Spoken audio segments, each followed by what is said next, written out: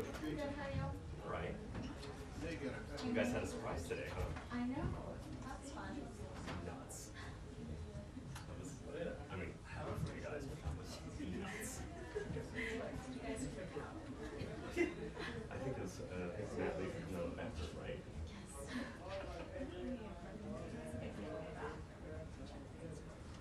Oh, exactly. I mean, that's where you guys got to go, just hang out with them. Yeah, a little harder for me. Yeah, that's true. We need Deputy Secretary Sherman back. We need Hillary Clinton back. I'm not sure they use that bathroom, but No, it's great. Are you guys on I don't know. Maybe. I don't know. So, seems like it never happened. Hey, Eric, how are you? Good to see you.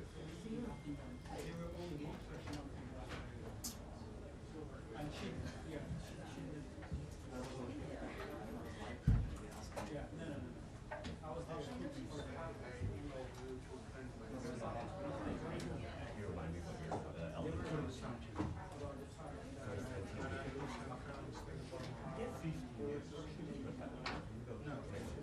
I'm sorry, we might have to print it out, but as you know, there's only 56 seats and about 80 people who can come every day. So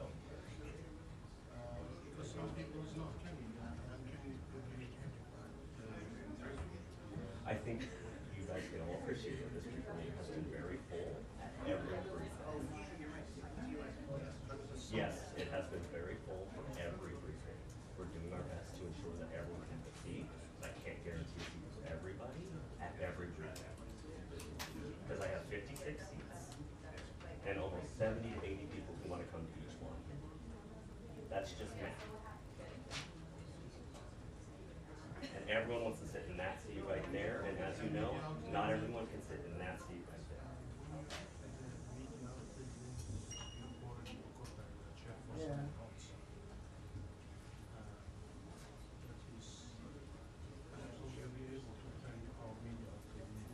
And yours was printed. I know it because I asked them to. They were trying to rotate it in as much as we can. It's very crowded. I'd rather have everyone in here than open up the overflow room.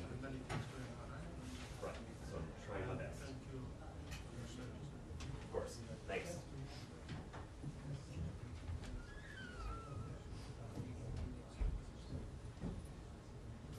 How are you doing?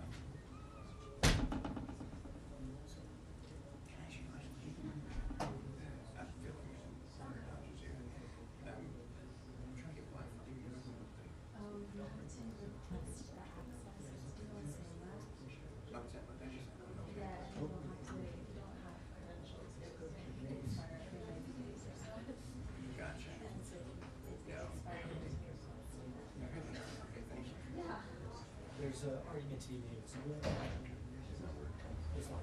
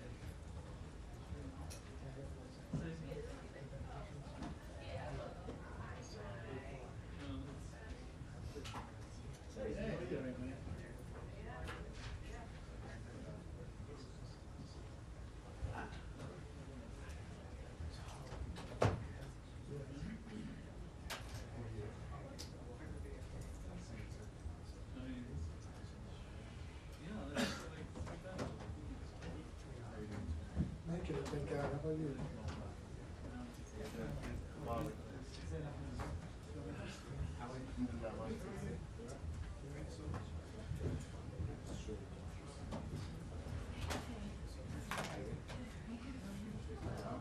Hi, Jim. How are you? How are you? I'm good. How are you? Good. Congratulations on the award. Thank you. It's awesome. Very sweet.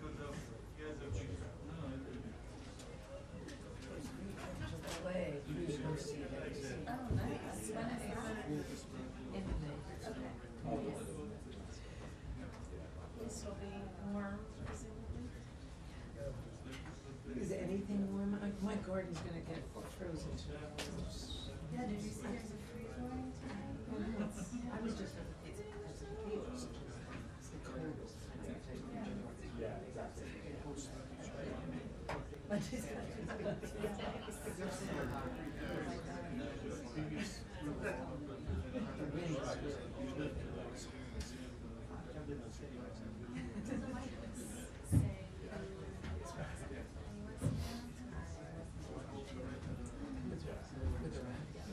no, and in fact, it's great eruptions.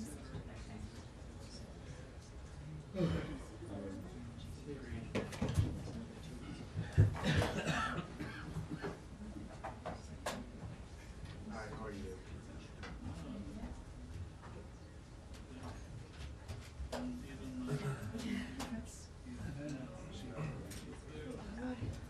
How are you? I'm okay. How are you doing?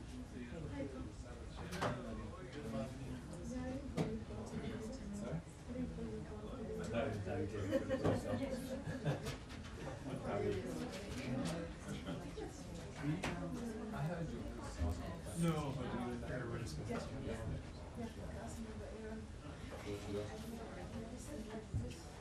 Oh, congratulations. Yeah. Very nice. Really? How was it? Awesome. 36 hours.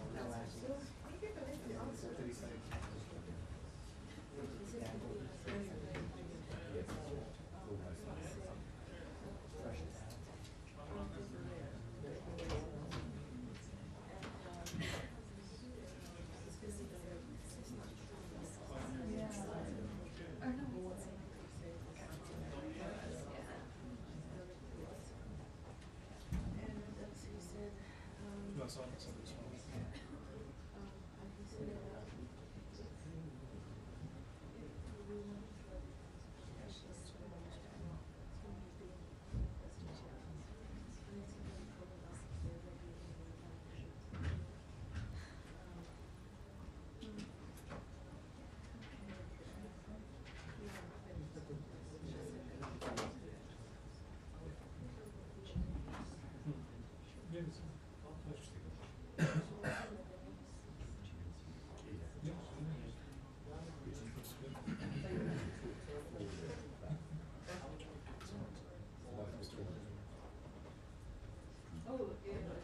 Yeah, it's interesting.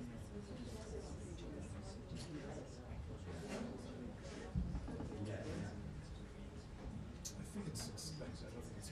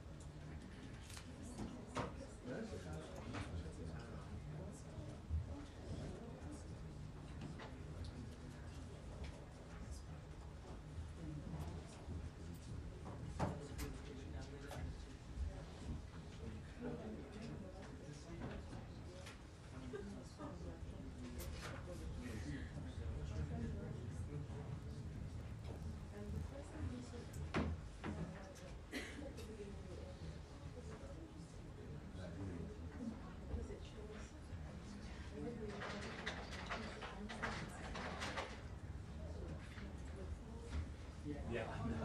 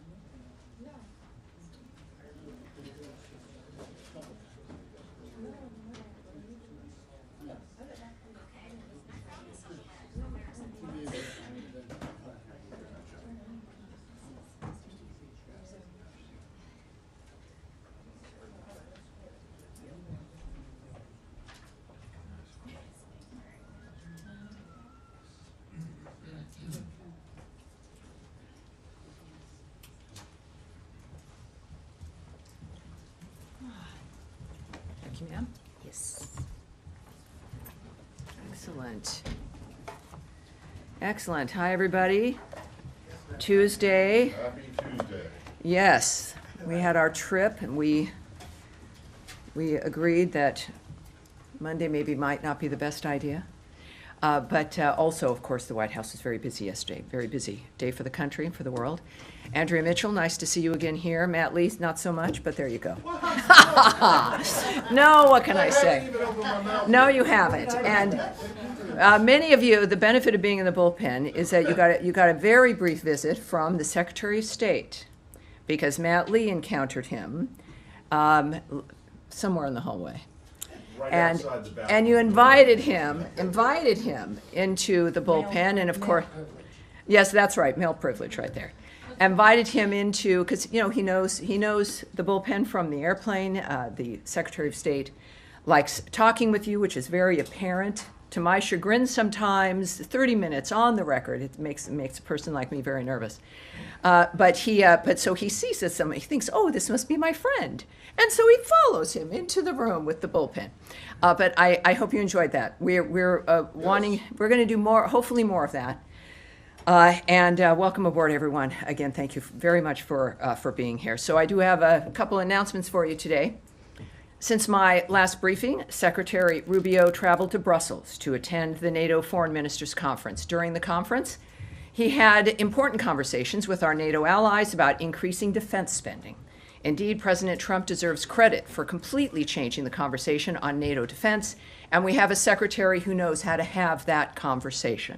Since the November election, 4 NATO allies have publicly announced that they support President Trump's call for allies to increase their defense spending to 5% of GDP. This is Estonia, Latvia, Lithuania, and Poland.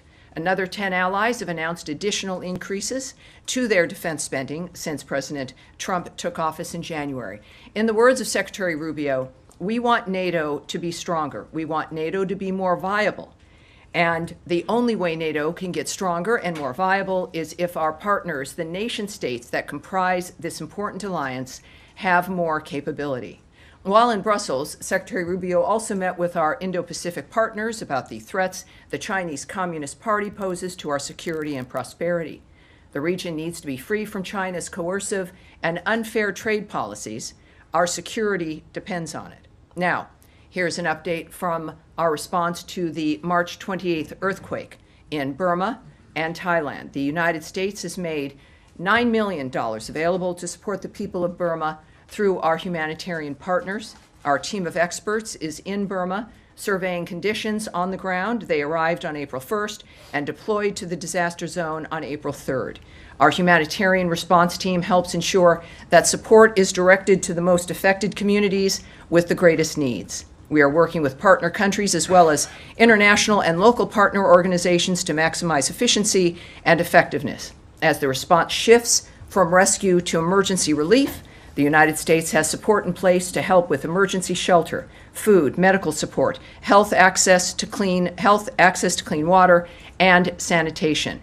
And now, here at home, President Trump met with Prime Minister Benjamin Netanyahu yesterday demonstrating that the United States is a great ally to Israel and that President Trump is the greatest friend Israel has ever had in the White House. Among other topics, the two leaders discussed Gaza and the need for Hamas to release all the hostages. In this effort, we are guided by two principles. We stand with Israel and we stand for peace.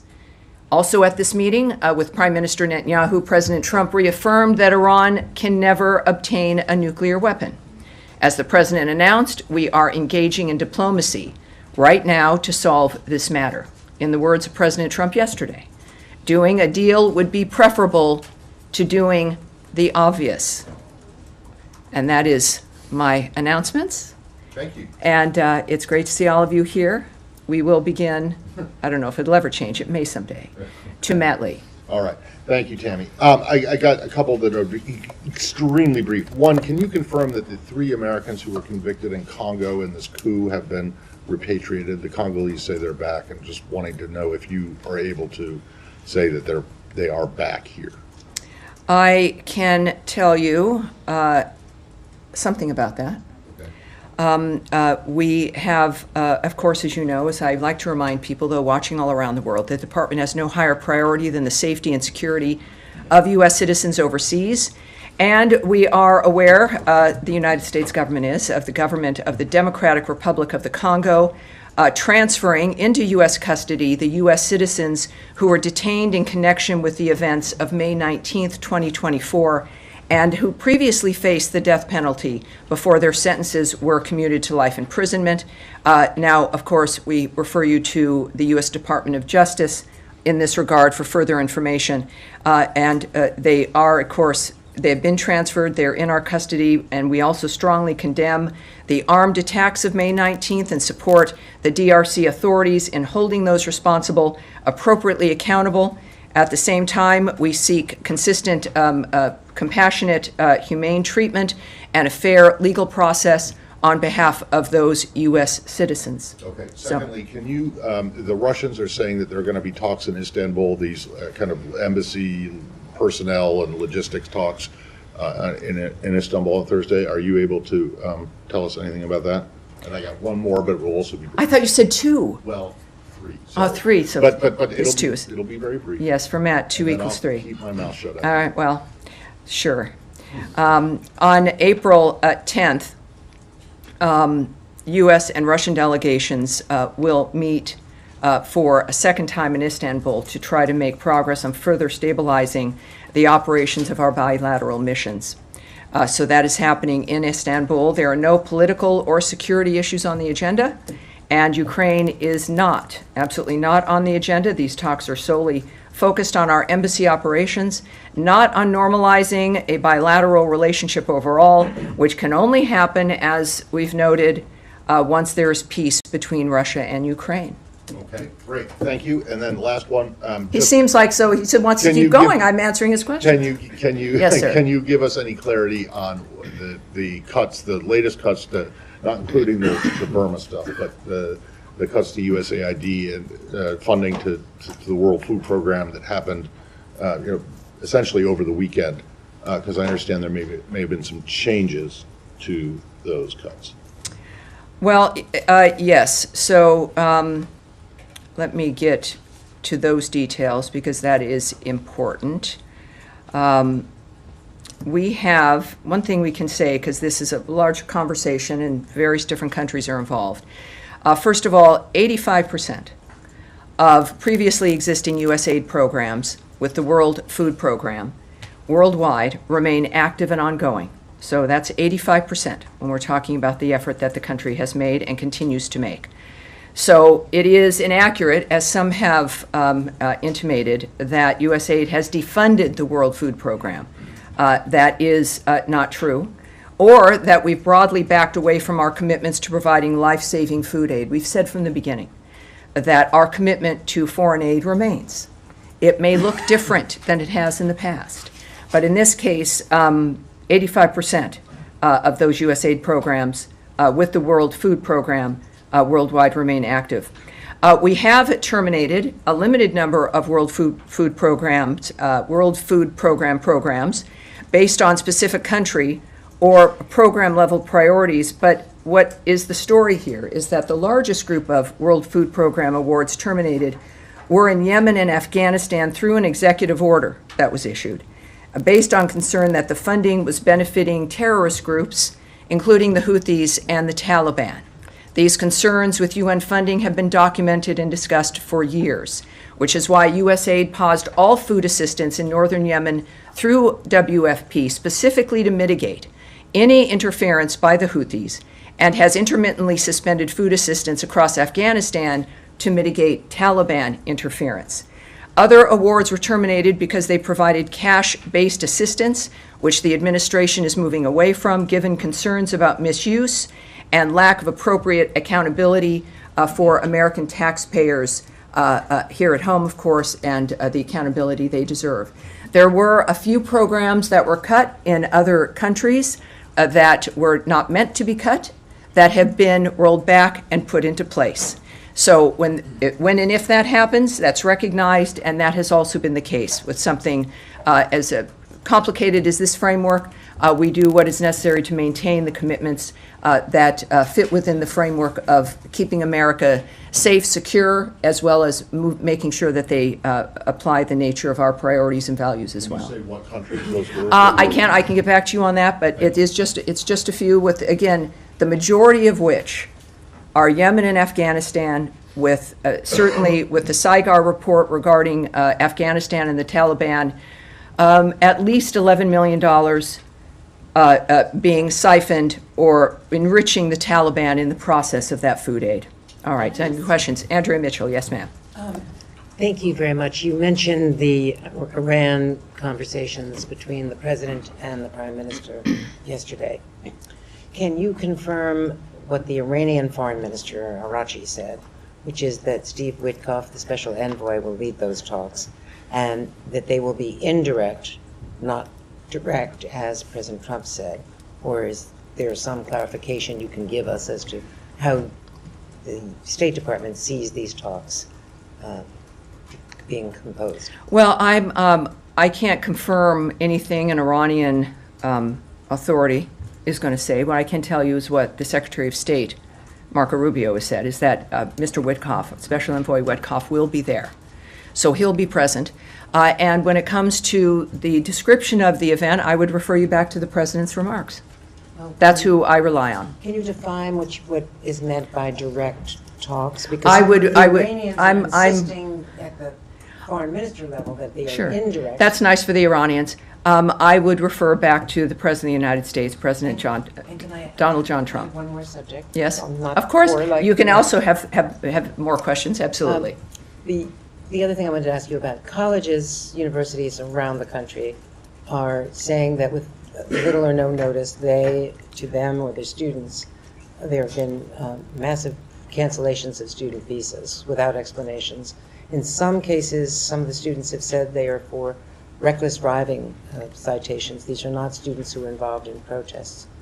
Not that that would necessarily justify it, but just can you clarify the way these are being canceled? Is there a process to determine? Is there a threshold for determining why a student visa would be canceled, and what are the criteria? Well, we've never gone into the details of the visa process. We don't discuss individual visas because of the privacy issues involved. We don't go into statistics or numbers. We don't go into the rationale for what happens with individual visas. What we can tell you is that the department revokes visas every day in order to secure our borders and to keep our communities safe, and will continue to do so.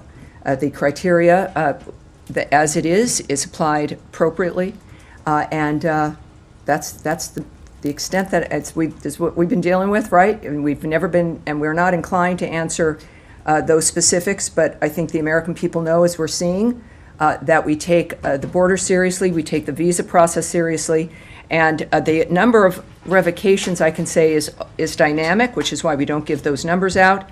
And again, we're not going to give statistics, only because of always the continuing fluidity of the situation when it comes to visas and the reasons they are revoked, which is personal and private. And just the last question on this this. You're general beating Matt subject. Lee when it comes to 2 being 4 now. But the Secretary's announcement, the announcement that came out the other day about the cancellation of passports holders from South Sudan, when South Sudan is in some considerable conflict right now between their leaders. There's a great deal of turmoil and violence in that country.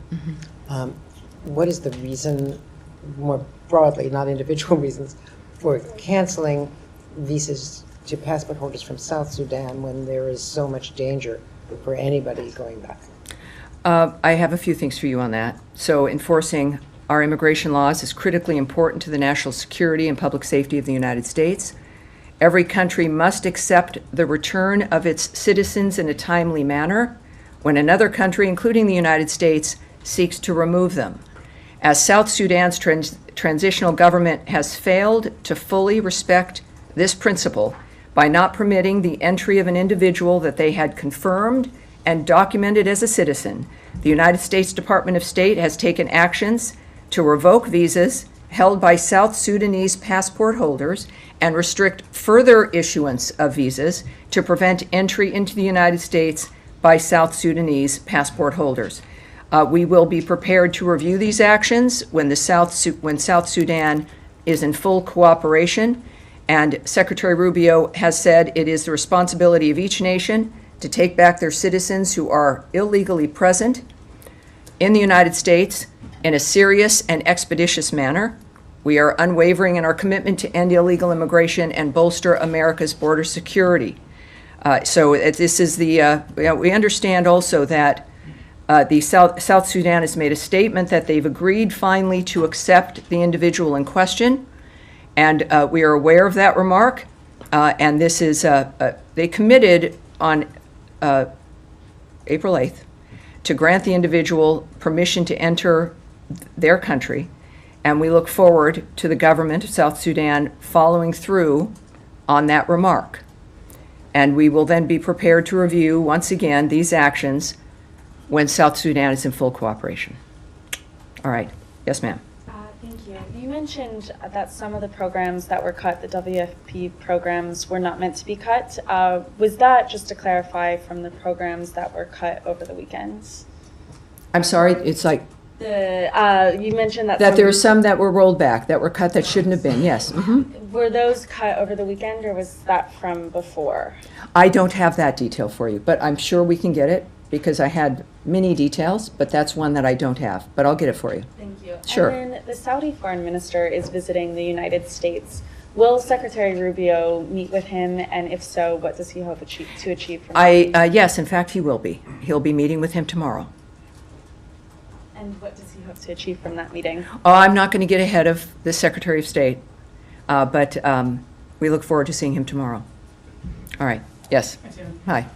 Getting back to Iran, part of the reason that the administration cited in 2018, the first Trump administration, from withdrawing from the Iran nuclear deal is that it wasn't comprehensive enough. It didn't cover militias. It didn't cover the missile program and a bunch of other of Iran's activities.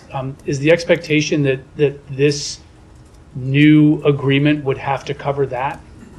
Well, this is a meeting that's happening, right, on Saturday. There's a meeting.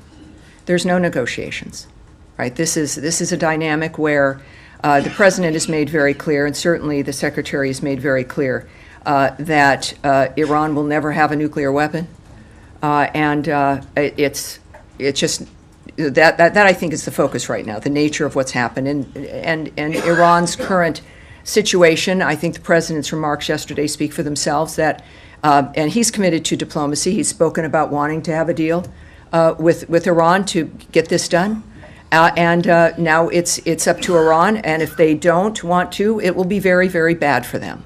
So those are the two, I think, clear options here. This is an initial sort of feel out as to whether to I progress. think it's touching base. Yes, indeed. But again, it's not a negotiation; it's a meeting, and that's what the commitment is.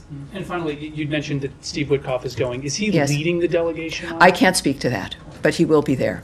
Yes, sir. Thanks. Can I just follow up from Rich when you're saying it's a meeting rather than a negotiation? Correct. The Iranian government has said that it's a matter of they want sanctions relief. Is that something that the United States is prepared to discuss either at this meeting or in Well, the future? again, I'm not going to get ahead of any kind of conversation or process, diplomatic considerations. Certainly, I can't get ahead of a negotiation because this isn't one. So that's not something I can speak to.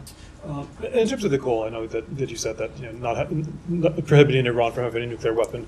But in terms of how that's achieved, I mean, there's been some talk in the administration. Is this complete dismantlement of the nuclear program, or is it just verification that's not going to go for nuclear for military ends? Is there an end goal that the administration has when it comes to whether it's complete dismantlement? I can't speak to their considerations, the contemplations they have, the discussions they have. We do know that there is something very, very clear and distinct that is on the table that needs to be accomplished. And they're certainly, see now, because I have so many opinions. And you're waiting, Sean is waiting for me to kind of, we all have opinions, but what I can tell you is that the very specific thing that needs to be accomplished, which would make the world a much safer place, is to make sure that Iran never gets a nuclear weapon, that there is no room around that fact. And that is something worthy of focusing on at this moment. Yes, Nadia? Thank you, Tammy. I have two questions. Yes, ma'am. On the Iran No, you have 7. I'm no, sorry. No, 2. All right. Only 2, I promise you. On the Iran talks, is this meeting primarily focusing on preventing Iran from acquiring nuclear weapons, or are they going to discuss Iran's support for proxies in the region, considering there were reports that Iran stopped supporting the Houthis, or alerts not supporting the Houthis? That's my first question. Right. Again, this is not a negotiation. There aren't things being negotiated in that regard. This has been described to me as something that is a matter of determining what's possible in the conversations. It's a touchback, and that's the extent of what will be happening. Yeah, yes. Second question. Yes. I have Oh, two. the second, that's forget. right. I'm Okay. sorry. Go ahead. That's okay. Yes, ma'am. Second question on Gaza, actually. The situation is horrific. There is no water, there is no electricity, there is no food for almost 1 month. This is a gross violation of international humanitarian law, as you know. What is the United States is doing to alleviate the suffering of civilians in Gaza? And second, since you talked about the meeting between Netanyahu and the secretary, any prospect of a ceasefire that was discussed yesterday? Our efforts to bring back the ceasefire that we were happy to have at the beginning of this, before Hamas turned its back on the ceasefire, is something that the administration, that the president and Secretary Rubio have said we would want back. There's nothing that is cut off in the sense of where we go from here. It is clear. And the effort, as we are asked every briefing, which is appropriate because of the nature of the issue, is none of us, we're engaging in this to stop the suffering. When there is a resumption of a conflict, and the nature of this conflict, with so many hostages also still being held, it of course disrupts the humanitarian aid. And that is something that concerns all of us and that we seek to change. There is one group that has broken ceasefires, that continues for generations to move the suffering, and that is Hamas. It's a remarkable dynamic where you have multiple players here that are working and constantly making an effort to stop the carnage and the suffering, and to stop the conflict on the ground so that humanitarian aid can flow. And Hamas seems to want nothing to do with that. They continue to go back to creating a framework of victims constantly. So I would say that obviously our effort is to get a ceasefire on the ground again, specifically so we can get aid into the area, specifically so that we can discuss what the region understands, which is the need for a new way to move us out of this horrible cycle. And obviously, that's what we've been dealing with for generations. President Trump is determined to end it once and for all, as is Secretary Rubio. They have one term, and this is why things have to move quickly. It never stops. Their efforts in the Middle East and on Gaza never stop. And that's what we hope for. And the results, hopefully, obviously, is for peace on the ground, for humanitarian aid, and for Gazans and everyone in the region to have a future to look forward to that they can trust. Yes, sir. Thank you, Tammy. Two more questions here on Ukraine. Yes, sir. Can you please also confirm that there will be U.S.-Ukraine dialogue negotiation this week in Washington? And any color you can offer, who's going to be involved? Will they be in this building as well? I can't speak to any conversation or discussion about Russia-Ukraine here. Thank you. On Chinese involvement in Ukraine-Russia war, President Zelensky today posted a video suggesting that they captured 2 of Chinese nationals fighting in Ukraine on behalf of Russia. Does the Secretary have any comment on that? And does it change your view, your position on how to help Ukraine beef up Ukraine's hands? Yeah. Now that we know they're fighting against not one. It's disturbing. Power. It's disturbing with North Korea participating. It's disturbing with the Chinese soldiers having been captured. We're aware of those reports that Ukraine captured 2 Chinese citizens fighting on behalf of Russia in Ukraine. China is a major enabler of Russia in the war in Ukraine. China provides nearly 80% of the dual-use items Russia needs to sustain the war. 80% comes from China. As President Trump has said, continued cooperation between these 2 nuclear powers will only further contribute to global instability and make the United States and other countries less safe, less secure, and less prosperous. I think that's an understatement. Just to follow up, Secretary spoke to us during the travel. He said that he will give some time to Russia to clear up its position in terms of whether or not they are serious about the peace talks. Yes. To the events of this weekend, them targeting Zelensky's hometown and other attacks, do those events contribute to the Secretary's position on that? Well, I know he loves talking to you guys on the trips. We were at NATO together, and he appreciates that. And he had a press conference at the end of NATO where he did go into very specifics when he was asked about the timeline, is that we would know within a matter of weeks if Russia was serious about peace. He said not months, not a year, but a matter of weeks, he said, we would know.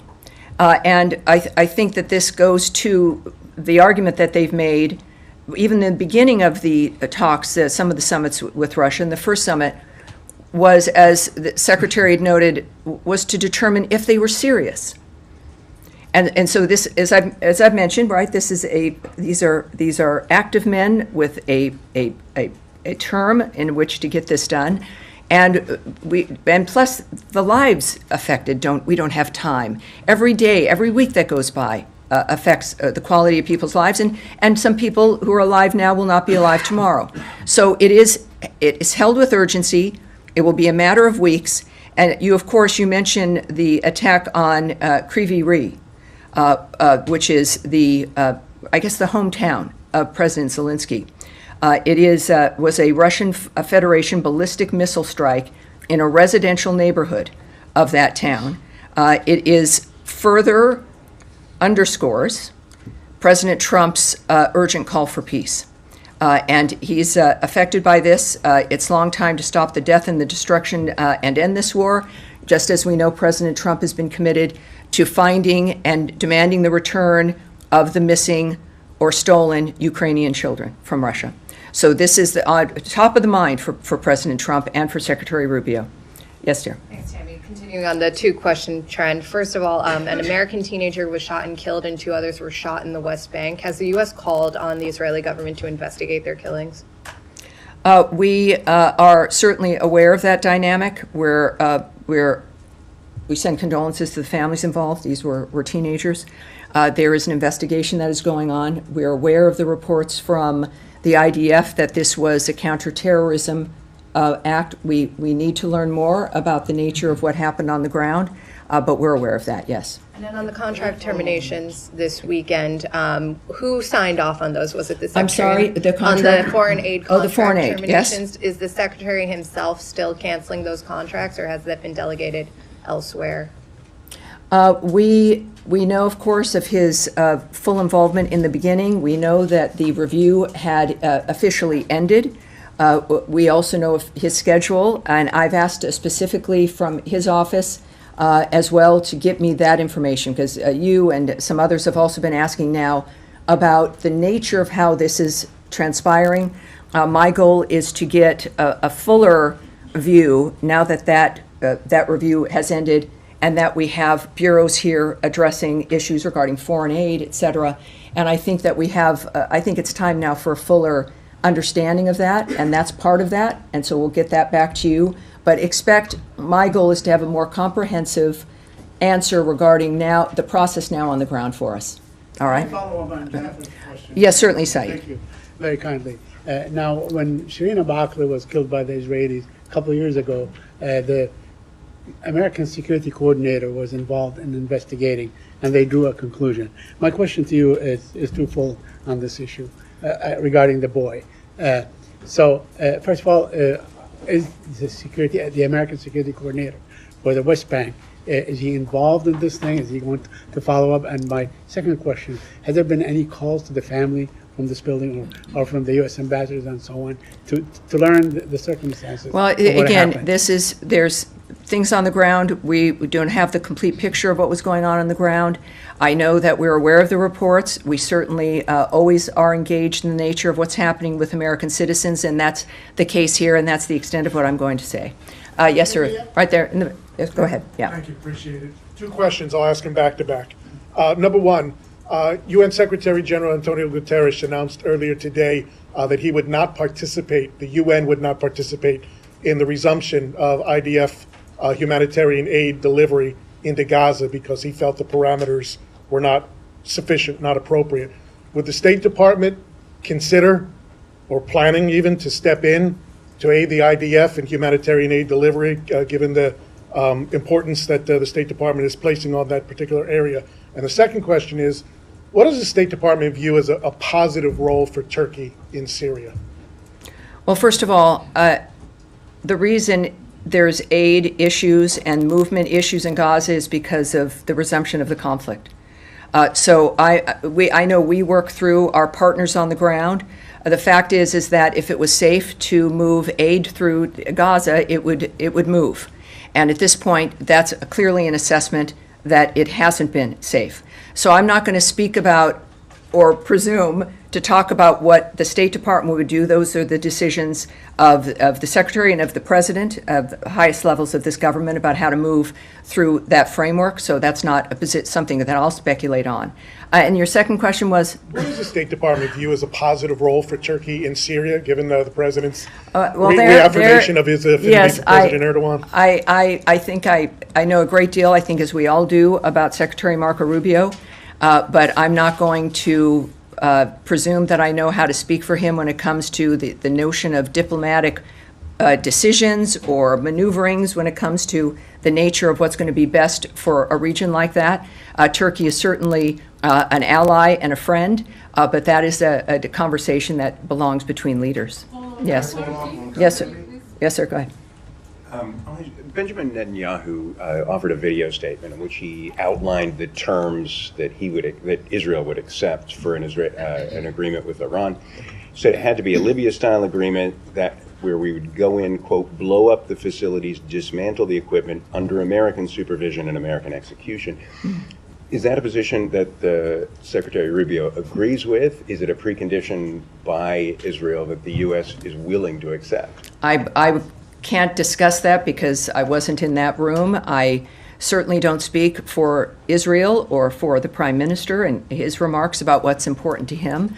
So I would leave that to the nature of conversations at that level, certainly not something for me to comment on here. When the President says that he would rather resolve this through diplomacy rather than the alternative, sure. Can you just spell out what is the alternative? Is it a U.S. military strike on Iran? Well, I guess that's something that everyone's supposed to consider, right? The President has made himself very clear about what he prefers, and that's diplomacy and making deals.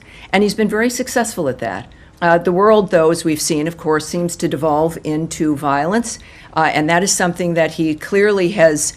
Ending that violence and changing that trajectory is something that President Trump has made a hallmark of his this last term of his, and it is a remarkable commitment. So I think that speculating or hypothesizing in a world where it's dangerous when it comes to real life and what's happening, is not certainly something that any of us should do. But it's, I think, an important reminder that President Trump not only talks about diplomacy and what he prefers, but he acts on it as well. All right. Yes, sir. Thank you, Tammy. Going back to Iran, you said that this is not a negotiation, but it's talks. Can you tell us what are you going to talk about with Iran? Are you going to set up a stage, or are you going to set up a timeline, or well, what are you going to negotiate with Iran? The Omanis are hosting. Special Envoy Witkoff will be there. I do not know about the environment and how it will be arranged. I don't. It's a meeting, and how the participants decide and how to frame that meeting is completely up to them. And can I ask a question on Syria? There is a lot of concerns about new Syrian government approach towards the Kurdish and Jews and other minority rights. Do you have any sorts of pressure on the Syrian government to behave according to international law and to take care about the minority groups? I know that, and we've spoken about this here before, is that we expect the Syrian government to abide by human rights law, to abide by the common laws of what is a decent government, the nature of the choices we make. So that's not unusual.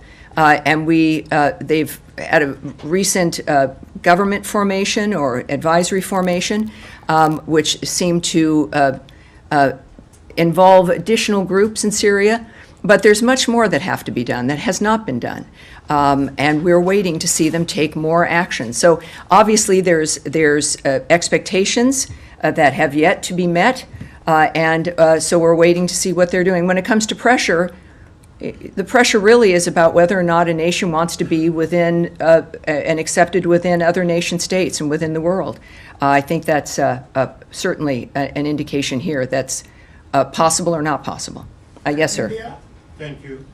You have been involved in helping start Kurdistan oil exports, and that is much appreciated. But now there is a new problem. The oil exporting companies, including U.S. companies, say that Iraq is changing the contract unilaterally, and exports can't resume until this is resolved. Are you concerned about this problem? Are you involved in trying to fix it? That we'll have to take back when it comes to the details. All right. So that's Iraq and the oil, right? Let's get back to him on that. All right. Yes, go ahead. Thanks, Harry. Just circling back to those latest cuts in foreign aid. You noted concerns about interference in Afghanistan and Yemen, but it was funding that the department initially allowed to continue because it was deemed to be life-saving. And there are other places, of course, where interference is still a concern that are still benefiting from U.S. aid dollars. So is this a amendment or a change to the State Department's initial promise to continue life-saving aid, or should we expect other cuts where interference is a concern?